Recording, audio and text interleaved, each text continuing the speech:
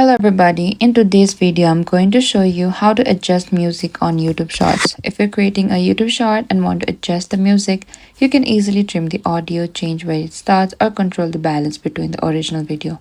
To get started, firstly open the YouTube app and select the plus icon in the bottom there. And you can also add from gallery or you can record it as well, as I'm going to select this add from gallery. So once it is under the editing timeline, what you need to do is simply swipe bottom to up.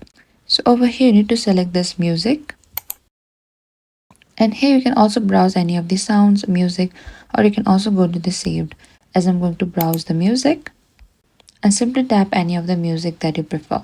And after that you need to tap onto this music clip in the bottom, and over here you can select edit and simply slide it to the right or left to adjust the music on your YouTube Shorts. And that is it.